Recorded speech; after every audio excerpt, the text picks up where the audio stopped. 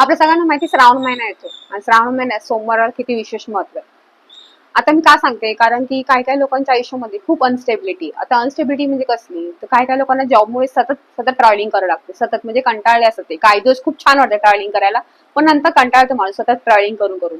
काही लोकांना जॉबमुळे फॅमिली पासून खूप दूर राहावं लागतं. म्हणजे नवरा एकीकडे तर बायको एकीकडे, त्यामुळे त्यांना एकत्र राहायलाही भेटत नाही. त्यामुळे ते डिस्टर्ब असतात. कुठे ना कुठे अनस्टेबिलिटी ती असते. सतत जॉब चेंज करायला लागतो. सतत जॉब मध्ये स्टेबिलिटी भेटत नाही. जॉब चेंज होतो. सतत काय घर चेंज करायला लागतं. म्हणजे अनस्टेबिलिटी कोणत्याही कारणामुळे अनस्टेबिलिटी येते.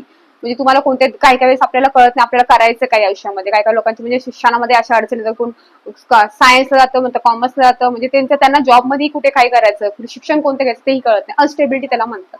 हे अनस्टेबिलिटी तुमच्या लाईफमध्ये असेल, तुम्हाला कळत नाही तुम्हाला काय करायचंय, तुम्हाला स्टेबल व्हायचं पण तुम्हाला मार्ग भेटत नाही.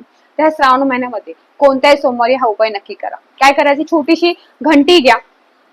पितळेची घंटी आपल्या सणामध्ये छोटीशी घंटी घ्या आणि ती महादेवच्या मंदिरासमोर जे नंदी असतो त्या नंदीच्या गळ्यात तुम्ही बांधा. हा श्रावण महिन्यात सोमवारी केलं तर छानच राहील. नाही जमलं तर कधीही करा, पण सोमवारीच करा. हा उपाय करून बघा, तुमच्या आयुष्यामध्ये स्टेबिलिटी येईल, शांतता म्हणजे स्थिरता येईल तुमच्या आयुष्यामध्ये, आणि तुमच्या आयुष्यातल्या ज्या अडचणी आहेत ज्या दूर होतील तुम्हाला नक्की मार्ग भेटेल. श्री स्वामी समर्थ.